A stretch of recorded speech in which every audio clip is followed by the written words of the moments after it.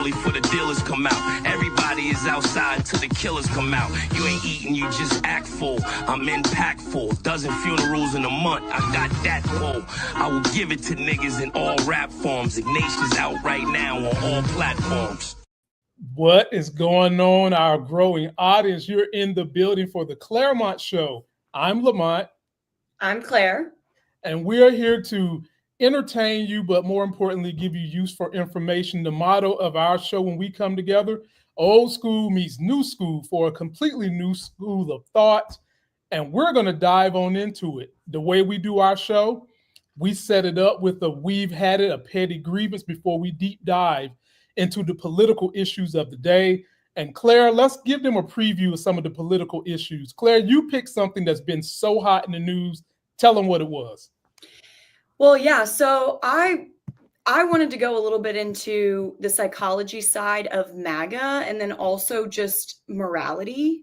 So it's like a two-parter, but first is just the basic levels of psychological thinking, and how we might be processing something and we're doing it in very different ways. And it explains a lot of the gaps that we see between how people can come to such different conclusions based on the same information.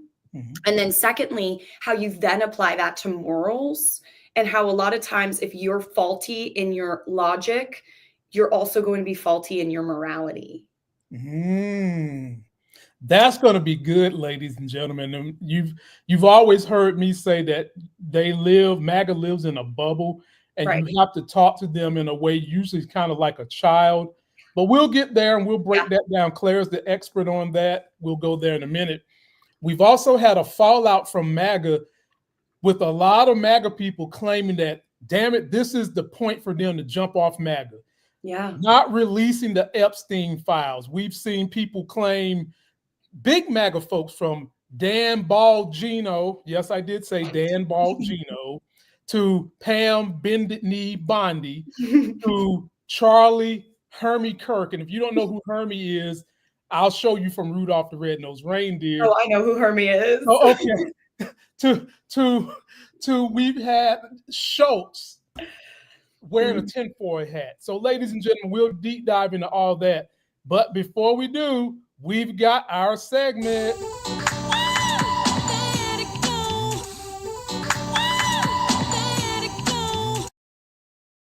Claire, what is it that you've had it with this week? Our homage to the ladies of I've Had It, but we call ours We've Had It.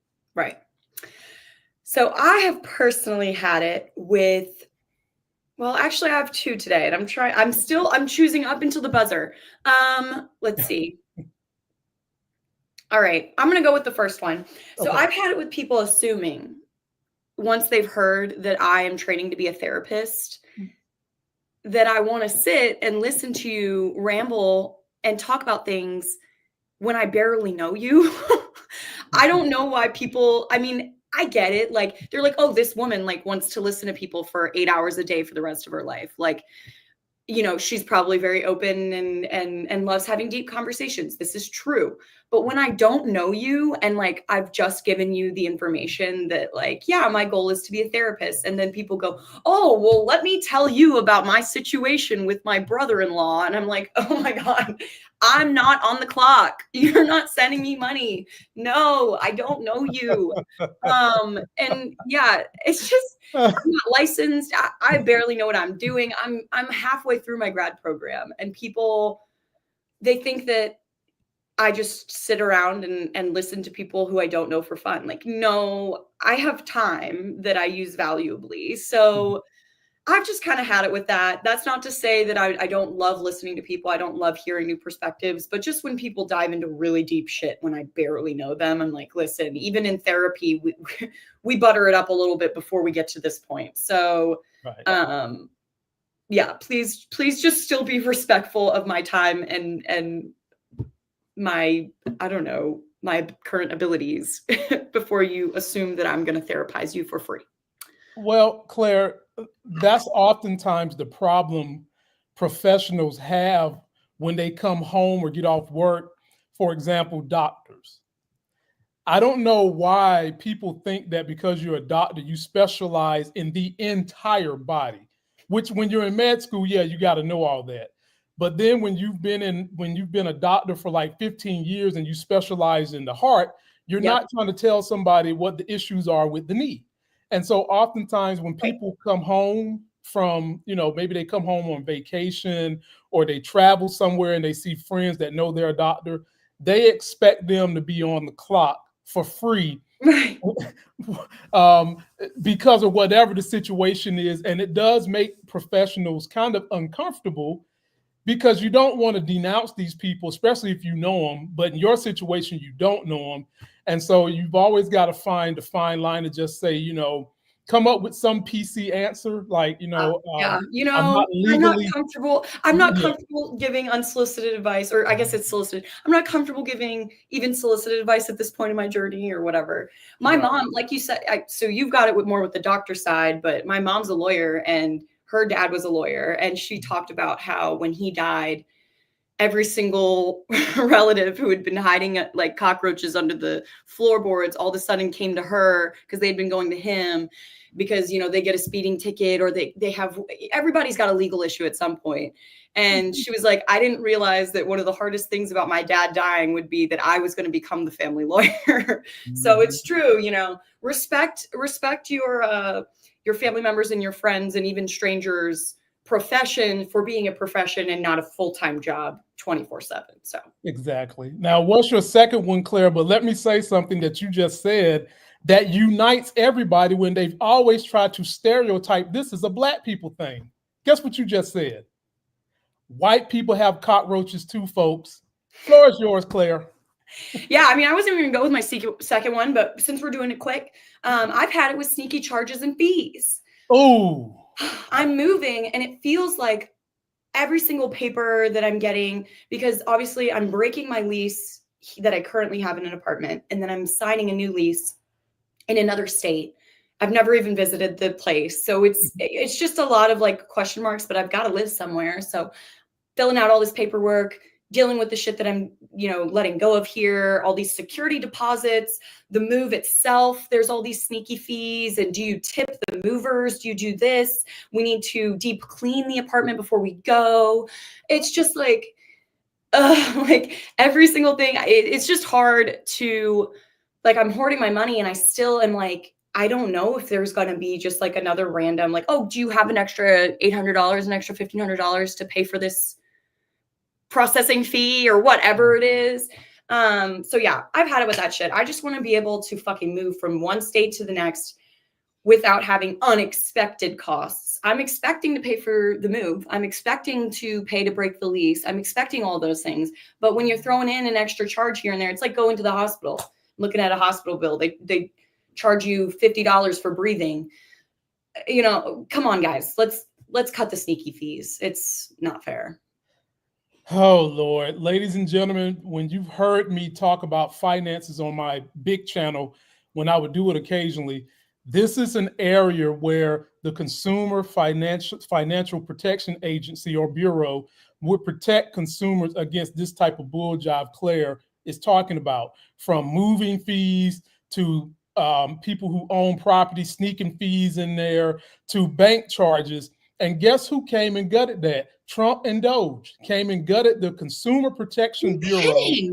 And yeah, and I've been a victim of getting movers who you think are professional, really aren't. So I would tell you and your sister, I'm sure you've done it already, make sure that these people are licensed and bonded and have a reputation online so that you don't wind up in Denver, TV is broken or missing, and then they tell you it's out of your hands. Because in the state of North Carolina, we got fucked by a guy who had been caught, believe it or not, Claire, 10 times for faking his license to move people, because he's either stolen stuff from folks or he would upcharge people when they get their stuff to the move.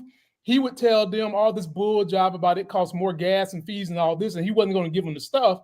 And it's such a gray area legally, the police couldn't do anything about it. Can you believe it's your stuff in this moving truck?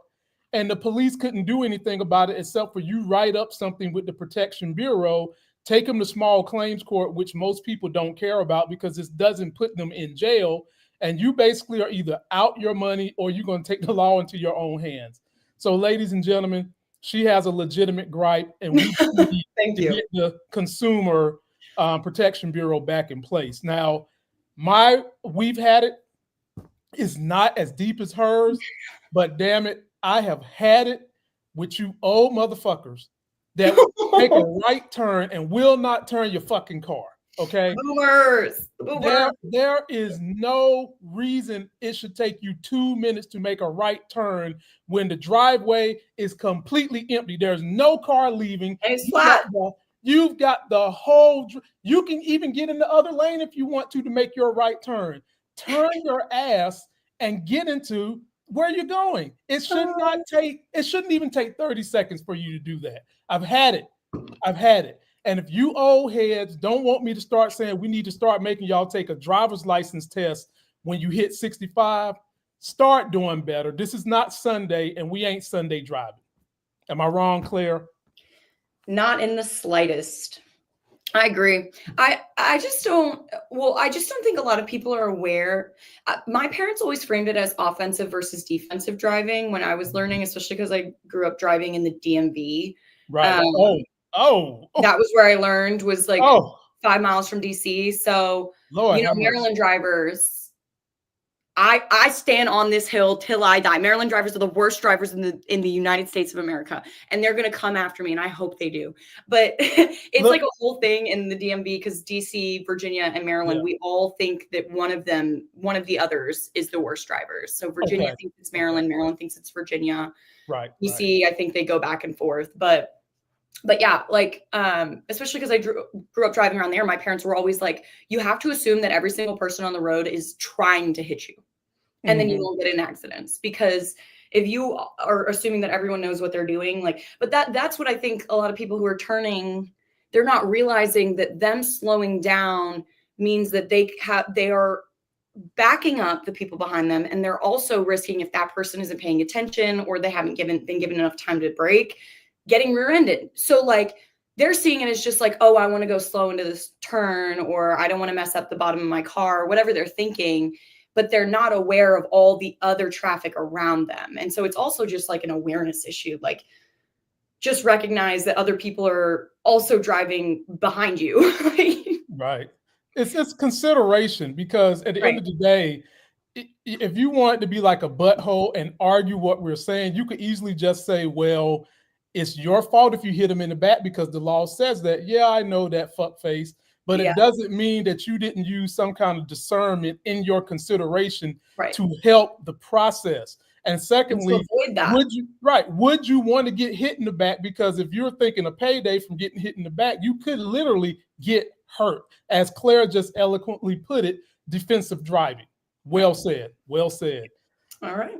Well, ladies and gentlemen, please let us know what it is that you've had it with. Post your links in below. This will be on the ClaireMont channel. It'll be on my channel. And if you want to get a link to everything we do, both podcasts, our IMDb's, all that, beacons.ai/politics of being black. Claire, of these subjects we've got today, which one you want to do first? Okay, so I was thinking about it, and I feel like it actually would make a lot of sense for me to start with the psychology stuff. Okay. And then for it to funnel into the big stuff. Because it kind of like primes it a little bit. Well, ladies and gentlemen, as we talked about earlier, we are going to cover Epstein and Trump and Epstein's pedophilia, that type of thing. But before we get there, we want to talk about the mindset of Trump, the mindset of MAGA, the mindset that detaches people from reality. They create their own reality, and then they create their own religion within that sub-reality, and then they make up another reality where it becomes okay to mess around with people who are underage. And we found a young man who's talking about those issues. I'm going to play the clip, and then we'll let Claire jump into her dissertation, as this is her area of expertise. Take a look at this young man. What is he trying to get out of you, out of life, out of other children? What does he want? At the time, he was telling me, like, I can't wait for you to be 18 so we don't have to hide this anymore. so it's not illegal. You know, that's kind of some of the things he would tell me. Pedophiles in general, or a lot of times they're very immature people. And he was, in the sense that he loved video games, he loved pizza and pop, and he was basically like a 12-year-old. He was living like a 12-year-old. Like if you asked a 12-year-old how they would live, that's how they would live, you know. This may have been his case, I don't know. But in some situations, what you'll find is these people like live like children. And when they live like that, it attracts children. And then due to that attraction, they end up becoming sexually attracted to these children. That is a way that it does happen. So sometimes they're not inherently trying to abuse this child, but they end up hanging out with the child so much that they build this relationship with them that eventually becomes loving or sexual, or, you know, however you want to look at it, right? Wow. So Claire, before I give you the floor, let me give you an example of what he's talking about. Yeah. A classic example of this that we never was able to prove, but the evidence was there. I know who it is. Jackson. Bingo. Michael Jackson, hanging out with monkeys, all that crazy shopping on trinkets, hanging out with children, bringing children to the ranch by himself, and you're a grown-ass man? No. And then in my personal community, the exact type of person he was talking about in the games, like get in the basement, put his headphones on, his gaming all night long. And this is not a knock or a bash on the gaming industry, because I paid my way through college and won a Mustang being good on video games when I was in my younger days. But I didn't associate myself with other childlike things. I wasn't hanging around children. I was an adult doing those things. But you do have adults that when they get off their real job, is video games just destroying their minds. They're doing things to kind of make them escape life, which is either overeating or doing drugs. And then they turn right on the internet and start looking at porn. And then somehow or another, next thing you know, you're looking at kiddie porn. And I'm giving you guys a real life example of someone who did this and lost their marriage. This is a real life example. I know the two people. I still see the two people in the community here and there. And the person, the male in that relationship, did get charged with kiddie porn at one point in time. But I'm hearing he's turned his life around since then. Having said that, Claire, to give you this alley-oop, I'm Kobe today, you Shaq, slam dunk it. All right. All right. Wow. So, all right. First, speaking to that video. So I think pedophilia is one of those things that is understudied because it's so uncomfortable to think about. But what we do have, the information we have gathered suggests that there actually tends to be a range of perspectives within the realm of pedophiles, right? So you do have, he was saying some of them are childlike, like the Michael Jackson that we envision. And it's almost like they never had the capacity, like the IQ, the intellectual ability to grow up, or they were traumatized as a child and they never really outgrew a certain stage of their development. But then there's also the ones who are like Epstein.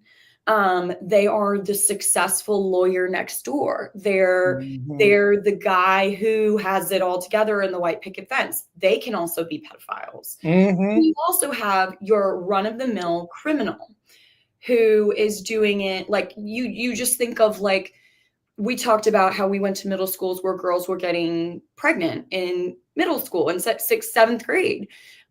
They were always dating some 19-year-old junkie who, for whatever reason, can't attract women his own age because he's such a fucking loser. And then a light bulb clicks in his head that, oh, well, why don't I just go for girls who are illegal or barely legal so that I can then influence them so much and brainwash them, because women my age are already too smart for that. So I think there's a lot of different dynamics going on there, but all Claire, would you say that there's a component of vulnerability that they see in certain, they see with younger people and they pounce on it, or there's a power dynamic where you're someone like Epstein who has all this power, and a lot of times people want to be next to power, and then you do these, you take advantage of these proclivities with young people? I think it could be both. I think really when I think about predators, whether it's predators with children or predators with adults, like, you know, people who R-word, they, a lot of times you look at someone like Ted Bundy is a great example. He had a girlfriend at home. He had a stable life. He had access to a woman at any time he wanted. He was in a relationship for most of the time that he was going out and attacking young women. So that tells you that for most people who are like this, who are predatorial, whether it's with children, whether it's with women, whatever it is, it's not about the sex. It's about the power. Because they can usually get sex. They can pay for sex. That's not fun for them. They want to take sex. And I think that's what it comes down to a lot of times with pedophiles. Is children cannot consent, no matter how much you want them to. If you're a freak like that, they can't. So it's literally like the perfect victim. Because again, they could, for people who are not doing this with children but are still predators, they could go and they could hire a prostitute and they could do it consensually, right?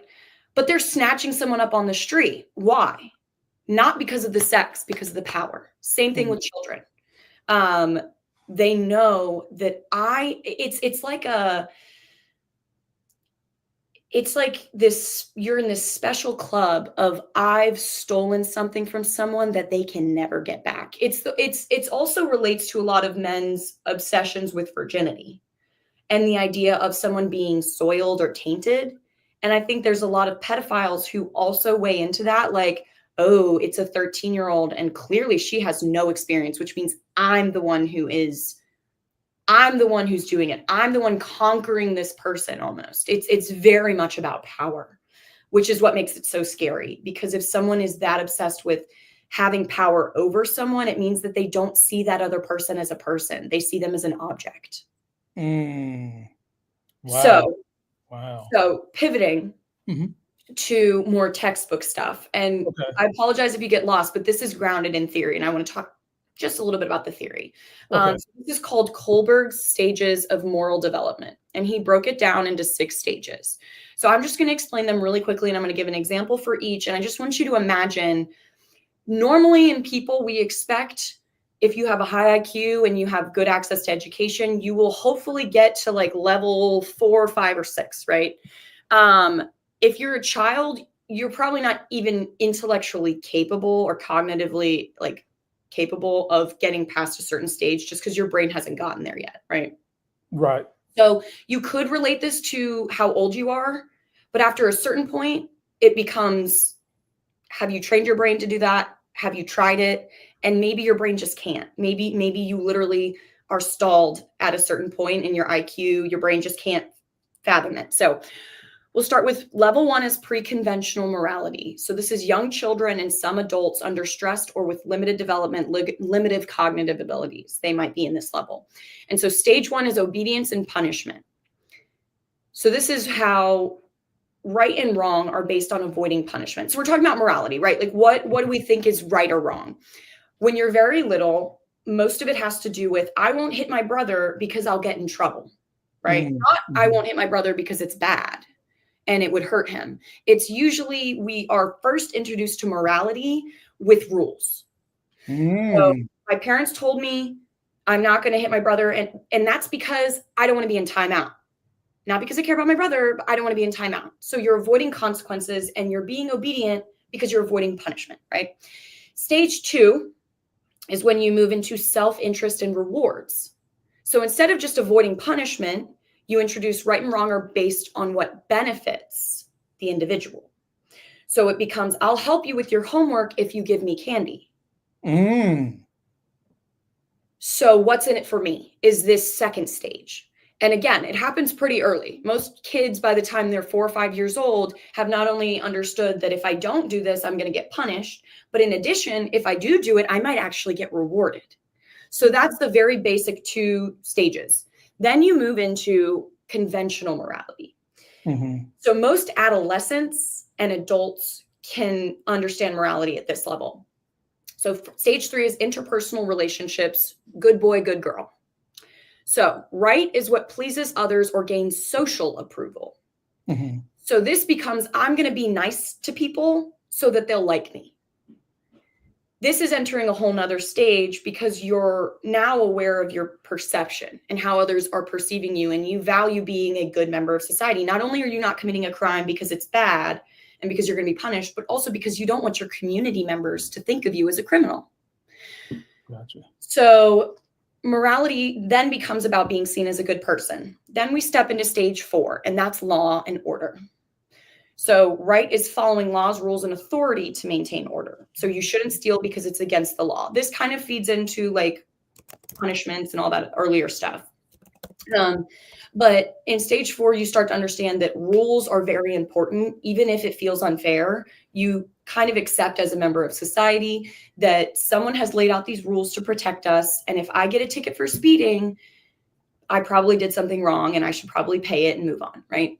Mm-hmm. So by stage 4, most people, most adults and adolescents can get up to stage 4 and understand all of the things that I've already mentioned. Now, here is when it starts to get tricky because not everyone can reach stages 5 and 6. Stage 5, so this next level is post-conventional morality. So stage 5 is called social contract. This is when it gets hard for some MAGAs and for people who are morally corrupt to agree with.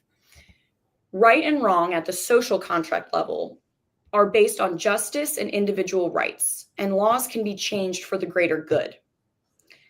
So this is where you start to understand that a law can be wrong, like segregation, and you can protest them to make fairer ones, right? So people who haven't accessed this level, they're going to look at people who are protesting something like segregation, and they're going to be like, you're a lawbreaker. You're breaking the law and you're bad. You're a bad person because the law is good and you're breaking it. But someone who has reached this level of moral and cognitive thinking can say, even if this is the law, I know that morally and ethically, this law doesn't actually represent the best interests of the people. So Claire, I break the law. Claire, there's a term for what you just said. Yeah. When you get to that new level of thinking, you know what it's called? Woke. Being woke. And they're trying to make that bad because they know that that is the way the country originally wanted people to be.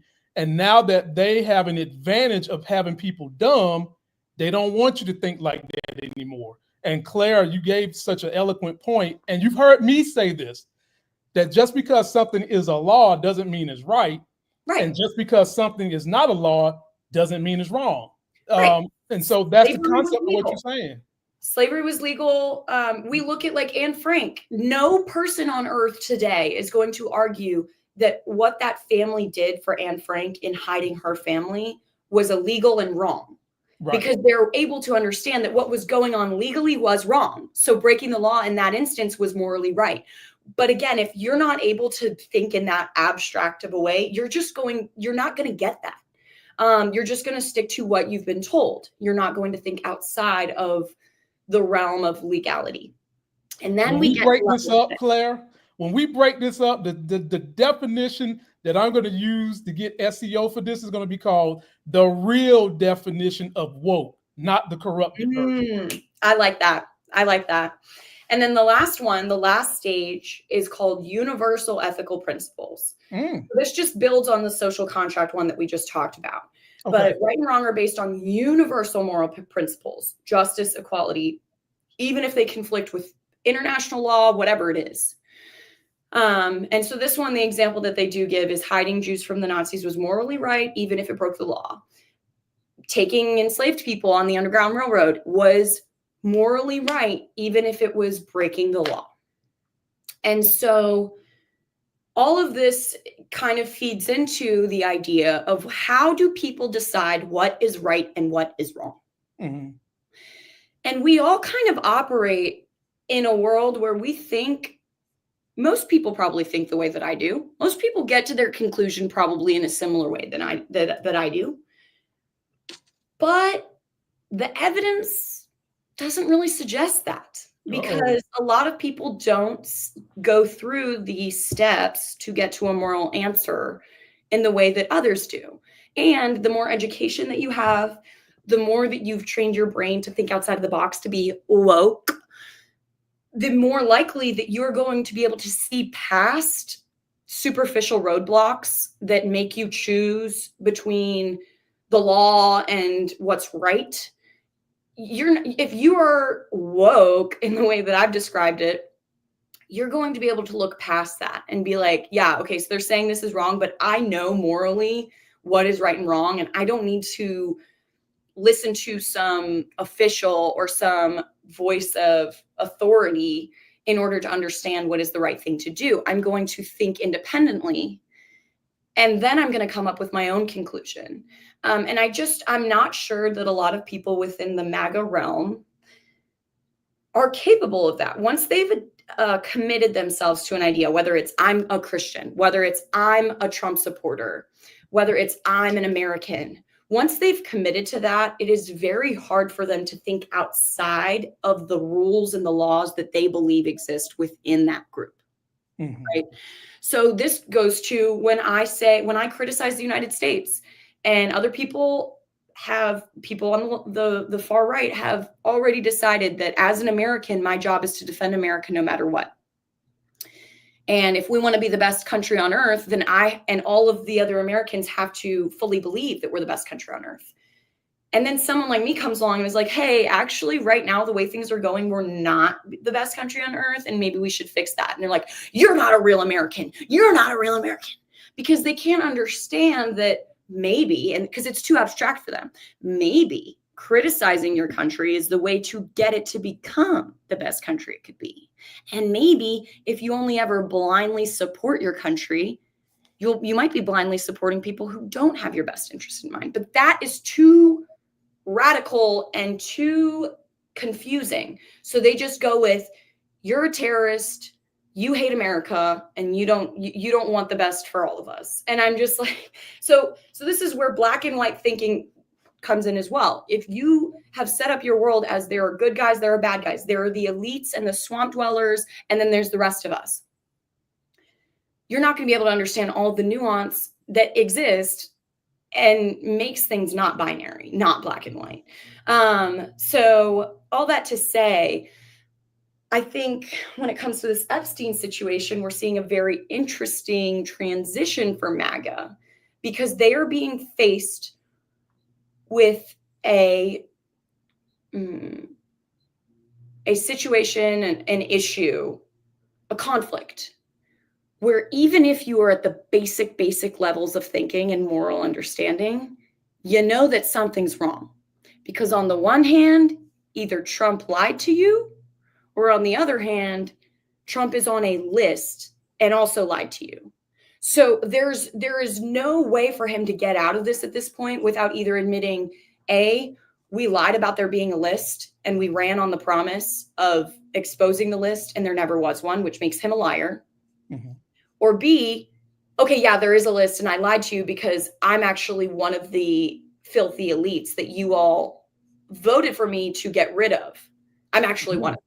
So they're stuck. And it doesn't take any abstract thinking. It's at the base. A child, you can give them this situation and explain very basically, this is what he said. This is what we're seeing. So one of two things is true. And a child can understand this. And I think that's why so many MAGAs are like, holy shit.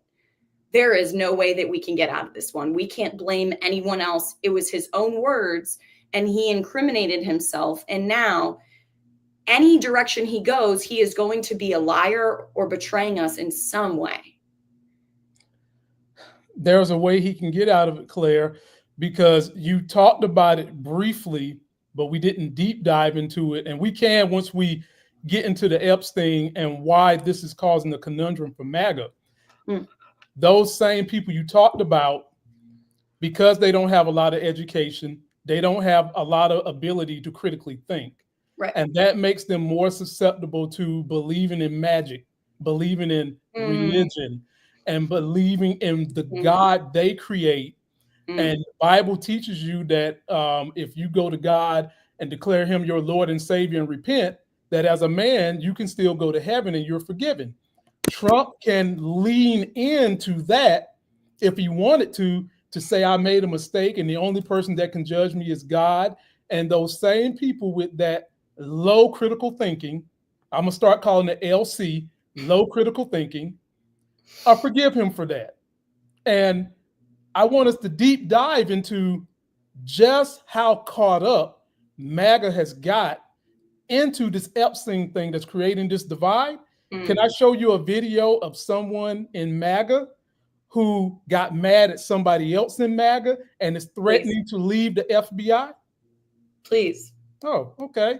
Well, ladies and gentlemen, if you didn't know, Dan Bongino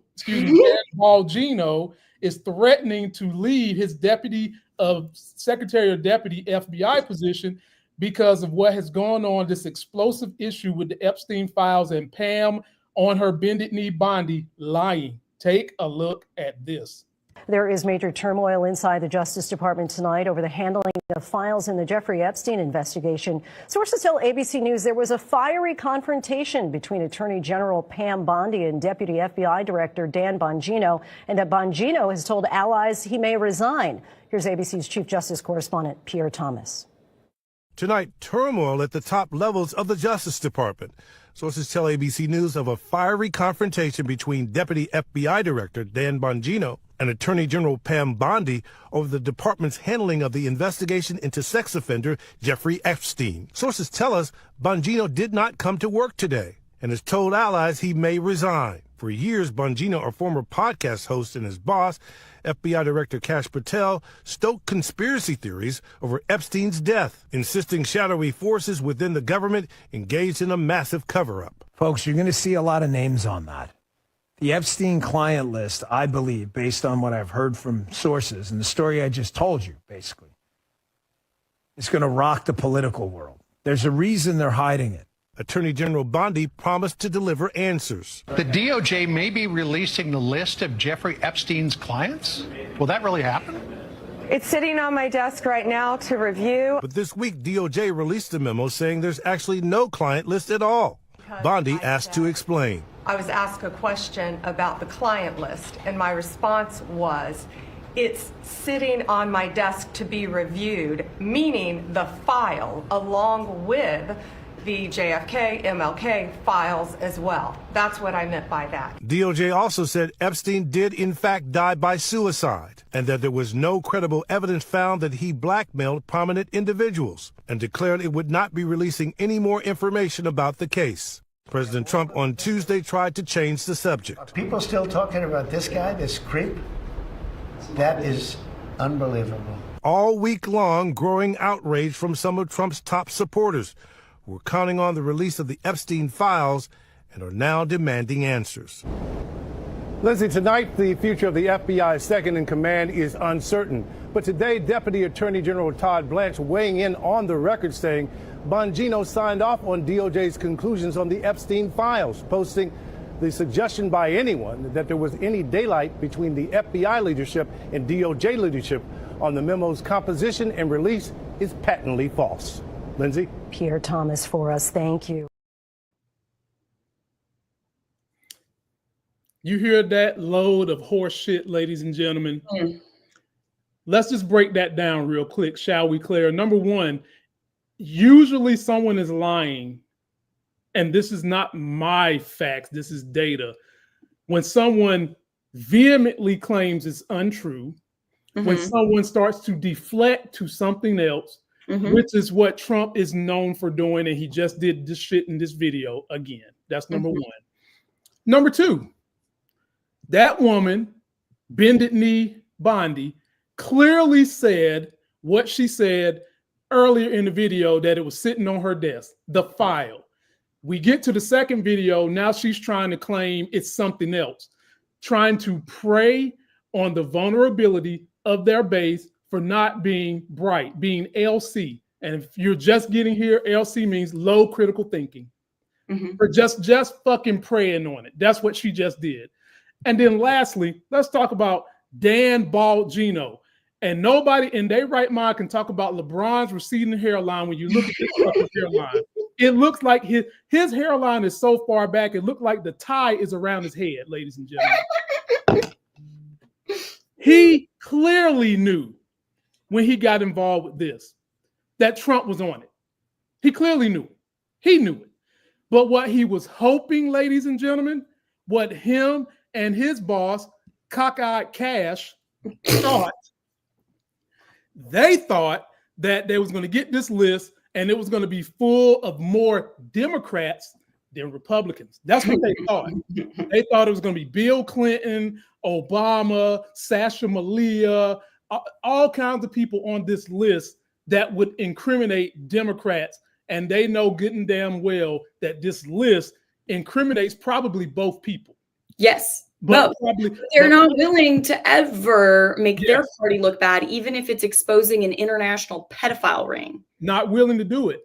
No. And most likely the list would expose more Republicans than it would Democrats, which is why most conspiracy beliefs are that Epstein was allowed to kill himself, because exposing that file would expose not just Democrats, but a shit ton of Republicans. And having said that, Claire, I give you the floor and I give you cockeyed Kash. Oh, God. So one thing that this makes me think about is when you're accused of something bad, right? Mm-hmm. And you know wholeheartedly that you didn't do it. What are you logically going to do? You are going to give every bit of evidence that you have that proves your innocence. You're going to ask that they bring all of the evidence they already have to light. And it makes me think about when my ex-boyfriend was doing sketchy shit on his phone, and I asked him to simply let me look through his phone, and he flipped out, making a fuss about how it was an invasion of his privacy and telling me to get over it. And why are we still talking about this? Why are we still talking about this? Of course, had he been innocent, which he wasn't, he would have said, please go through it. I can't stand the idea of you thinking I'm a worse person than I am. If this is the way for me to prove my innocence, then I will forfeit my privacy to put your mind at ease. Mm-hmm. But that's not what's happening here. The opposite. So I just don't understand that if Trump wants us to believe that he is not associated with this list in any way, shape, or form, the first thing that he wants to do is show people that damn list. Mm-hmm. And on top of that, MAGAs, they know this too. Trump is selfish. And that's why they like him, because he's not really thinking about other people. He's thinking about himself. Mm-hmm. And they think that that's badass, or however they want to put it. Right. Well, what that means is he's also probably not protecting anyone, because that could be other backup, like, oh, so you're not in it, but one of your good friends is. That doesn't make it any better, because you're still covering up and protecting pedophiles.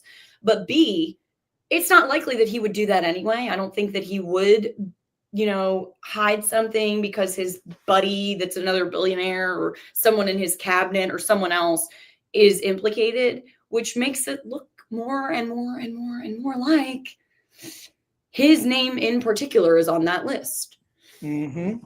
And for those that don't understand what Claire is talking about, because this is a show that believes in receipts, let me pull up some receipts and I'll read it out loud to you. So Claire, here's Exhibit A from the ClaireMont Show. Okay, Exhibit A from the ClaireMont Show.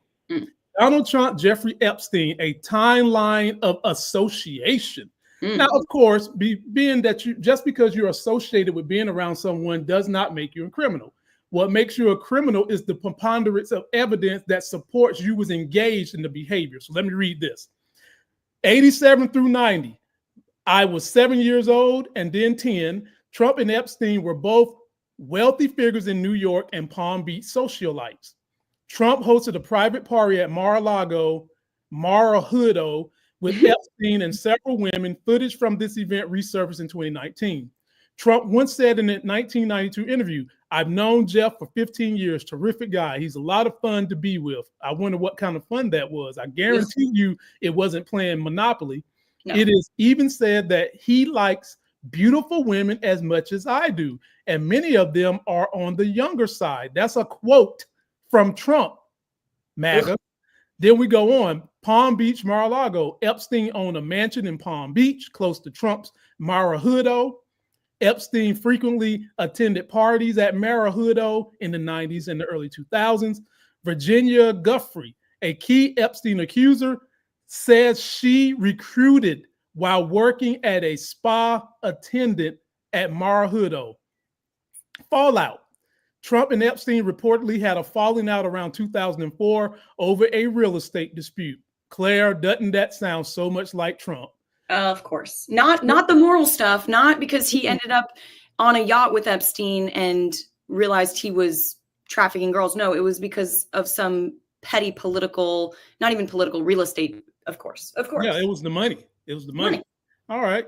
So Epstein's Black Book and flight logs. Trump's name appears in Epstein's infamous Black Book of Contacts, though less frequently than others. Whatever there that are means. no verified flight logs showing Trump aboard Epstein's private jet, the Loeta Express, unlike Bill Clinton or Prince Andrew, for example, who were shown to be on the private jet. All right. After Epstein died by apparent suicide in jail, Trump retweeted conspiracy theories implying Epstein may have been murdered, notably pushing the Clinton connection. Of course, he would push that. And of course, something like that would happen when most likely a bunch of people who are Republicans and Democrats probably wanted his ass dead because they knew that they both would be on one of the very few things most people agree on is horrible: pedophilia. Teaching points. Right. Power and access. This is something Claire just talked about when it comes to psychos and pedos. She just got finished giving y'all her LSTAT dissertation. Power and access. Trump's relationship with Epstein highlights how wealthy, powerful individuals often travel in the same circles, sometimes, and I would say most of the time, overlooking bad behavior. Media literacy. Trump's efforts to rewrite or downplay the relationship show how narratives can be manipulated once the public is watching. Last but not least, accountability. The lack of legal counsel for many of Epstein's circles shows how justice system often fails victims of people who have power and predators. Claire, floor is yours. Are we ever gonna see these files and hold these people accountable for the thousands of women and some men I've heard that they took advantage of while being underage? That I have no idea of. Honestly, it is so. I mean, if either party were trying to cover it up, that at that point is just a it's a disrespect to every single American, and then it's also such a disrespect to all of the victims. That there are these people that are known, that we have evidence of being the worst kind of person that pretty much any of us can imagine. Preying on the truly most vulnerable people and putting them through things that they will never be able to psychologically recover from fully. And yet we have all the ability to put these people to justice, and everybody's sitting on their hands. And I mean, I don't know how it would look if the Democrats were in power and we were demanding it, but I know that the Republicans, if they're going to be implicated, they're probably going to try to avoid having it spoken about at all, which is messed up. So what I'm thinking about this is, first of all, I want to talk about Pam really quickly. Oh, yes. Everyone's coming after Pam. I don't love the woman. All right. But what I will say, I think it's so ridiculous how they're forgetting that she serves Trump. When conservatives criticize Pam, but give Trump a pass, it's like yelling at the waiter for bringing you a burnt steak while the chef who cooked it is watching from the kitchen unbothered. Pam Bondi works for Trump. Her job is to carry out his agenda. He was next to her at that table when the press was asking her about saying that she had the files on her desk. And 2 seconds after she made her statement defending her claim, Trump said, why are we still talking about this? But yet the MAGAs are so willing to say, get Bondi out of office, fire her, get someone better. Fuck this woman. She doesn't represent us. She's a liar. But they're forgetting who is her boss. If he wanted those files out there, he could have said, hey, Pam, do that shit or you're fired. Or he could fire her and find someone else who can do it, or he could do it himself. So I think it's funny how even in the face of such damning evidence, some Trumpers are still focusing to put their rage and all of their efforts into fighting someone who follows Trump, who's replaceable, because they know that they've committed way too much of their time, their life, their mind to this man. And so he's not replaceable to them. If he's gone, the MAGA movement's gone. Everything that they've worked hard for, all of the horrible rumors they've spread and all the horrible things that they've done has been for nothing if he is implicated. So it's just about finding another scapegoat so that he can remain untainted in their image of him. And it's just kind of funny watching them all realize that he was never one of them. He was always one of the swamp dwellers that they put him in office to kill and get rid of. And just because he talks like an uneducated redneck and uses bigoted, petty language doesn't mean that he's one of you. This Epstein situation is revealing something that people on the left have known all along, that he represents the worst of the swamp. He has had the power and influence to do awful things with impunity since he was born. And then you factor in the fact that he is a crook and a liar, and that his moral compass is permanently pointing south. Of course, he belongs to a club that nearly every American hates, no matter their party affiliation, which is people with lots of money, lots of power, who hide the truth and who hurt the innocent. No matter where you belong in the political moral spectrum, that is it's like in prison. Who goes first? Who are the murderers and the worst people in there going to go and kill first? The pedophiles. Because even if you have a slippery slope in terms of your own morality, that one for most people is unacceptable. And that's why this is one of the things that could be truly the nail in the coffin of the MAGA movement, because he has pushed himself into a corner. And either way, he's either going to be seen as protecting pedophiles or being a pedophile. And his movement, who has made their platform about protecting innocent unborn babies and about, restoring American ideals and protecting everyone from the bad people out there. And they're realizing that one of the worst kinds of people that they can imagine is actually their dear, dear leader, or could be, or is protecting those people. So Pizzagate was really about the Republicans all along, or at least both parties. Who would have thought? Who would have thought? Sadly, Claire, I do think Trump could weasel out of this by pulling the religious card, because the Republicans have done a great job of something the Democrats have done a bad job of stopping, which is allowing religion to infiltrate not only government facilities and government policy, but also infiltrate public schools. And so when you get people to believe in that type of magic, it makes them susceptible to a man, because the book of God basically says a man is the leader, which also causes a divide in belief of woman. And I'm not supporting Pam Bondi either, but I get what Claire's saying. She's only doing what the man who's head of the table is telling her to do. And he's not catching any strays. Right. And even with that, these people have such cognitive dissonance that they can disconnect Trump from this overall situation. And even if his name came on it, they probably would say it's a lie. It's a conspiracy. It's the deep state, because they have such a dissonance for him, and they've been ingratiated to him for so long that some of them are triple Trumpers and to this day still believe in Trump. And Claire, I got an example of one who has that cognitive dissonance and is waffling and flip-flopping right here. Ladies and gentlemen, Charlie Kirk. And we'll talk about him after you hear what he's been saying. MAGA commentator Charlie Kirk now says he's no longer talking about Epstein, and this comes directly after Donald Trump gave him a phone call over the weekend. Take a look.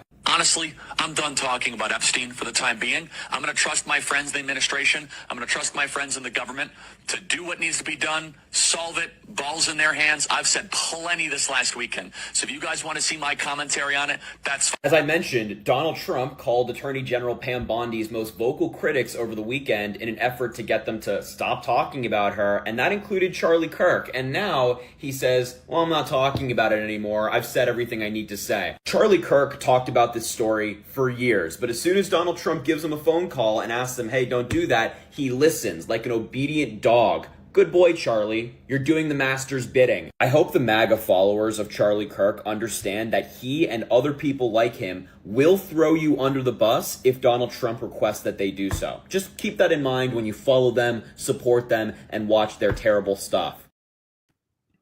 Sheep, sheep, sheep, sheep, sheep, sheep, sheep.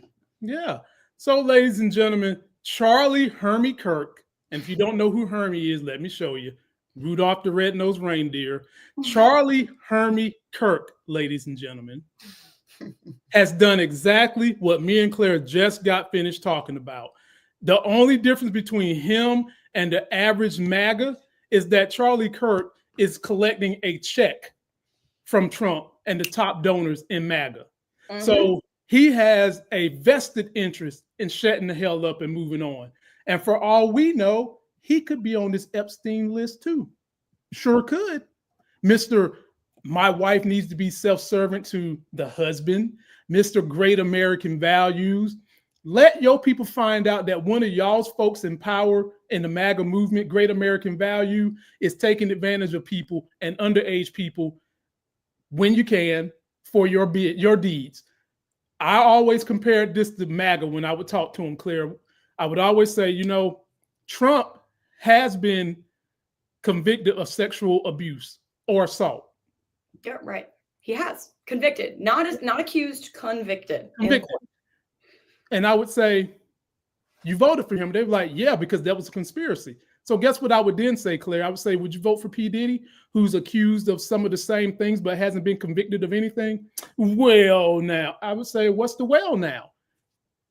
Diddy is an accomplished mogul for music. He's a billionaire before Trump and really was a billionaire during Trump until Trump started using the office of the White House to enrich himself and grift. And he knows business. Why would you not vote for somebody like Diddy when you guys claim it's about the economy, stupid? Well, it looks like he really did it. He's on tape. I said, well, Trump is on tape saying a whole lot of shit, from grab him by the pussy, which implies you touch him whether they want you to touch him or not. Well, that was locker room talk. Okay, so Diddy on tape, was that not locker room banter too? Can you just say that was him just playing around in the halls of a hotel halfway naked? That's just locker room. That's just locker room. No, well, stop the fucking lying. You know good and damn well Trump got something to do with this. It's just that he's your guy.